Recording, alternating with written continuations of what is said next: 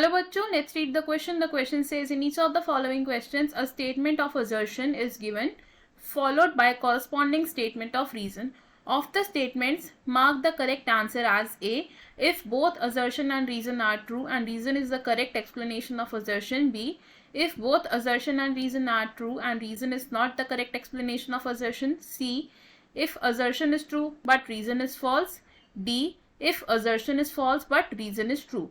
Question में हमें एक assertion दिया है और एक reason दिया है.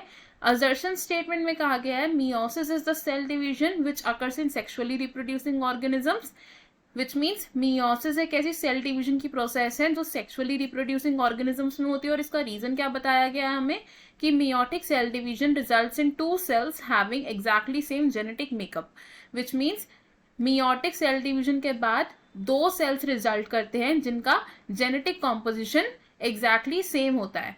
हमारे पास कुछ ऑप्शन है, हमें बताना है ये असर्शन और रीजन के लिए कौन सा ऑप्शन बेस्ट सूटेबल है. शुरू करते हैं इस क्वेश्चन के की कॉन्सेप्ट से. तो इन दिस क्वेश्चन हमारा जो की कॉन्सेप्ट यूज हो रहा है दैट इज मियोसिस. तो मियोसिस क्या होता है? तो मियोसिस है एक ऐसी cell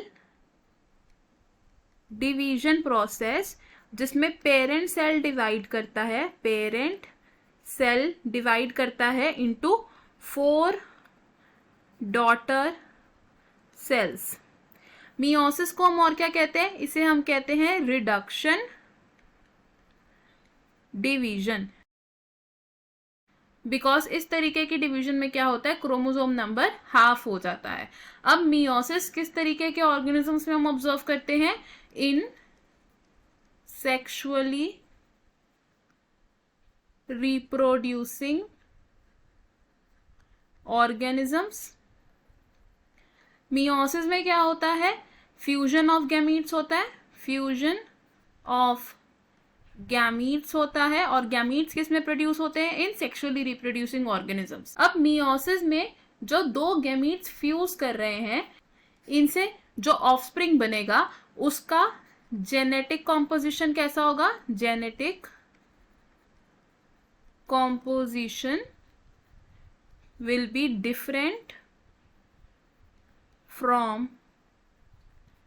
parent and each other. क्योंकि मियोसिस में क्या होता है? रिकॉम्बिनेशन होता है. रिकॉम्बिनेशन और क्रॉसिंग ओवर की प्रोसेस से जेनेटिक मेकअप चेंज हो जाता है ऑफस्प्रिंग्स का. तो हम क्या बोल सकते हैं कि मियोटिक सेल डिवीजन से जेनेटिक वेरिएबिलिटी आती है. तो अब हमारे पास जो असर्शन और रीजन स्टेटमेंट्स थी ये कैसी थी? असर्शन स्टेटमेंट है हमारी करेक्ट, लेकिन रीजन स्टेटमेंट क्या है?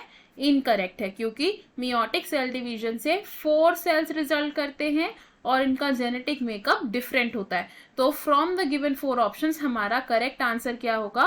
Option C which says assertion is true and reason is false. बाकी के ऑप्शंस इनकरेक्ट इसलिए हैं बिकॉज ऑप्शन ए का मतलब क्या है कि असर्शन एंड रीजन दोनों ही ट्रू है एंड रीजन करेक्टली एक्सप्लेन कर रहा है असर्शन को.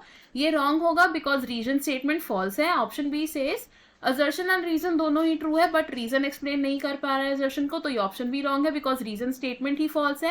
And option D is assertion is false but reason is true. ये ऑप्शन भी रॉन्ग होगा बिकॉज असर्शन ट्रू है और रीजन फॉल्स है.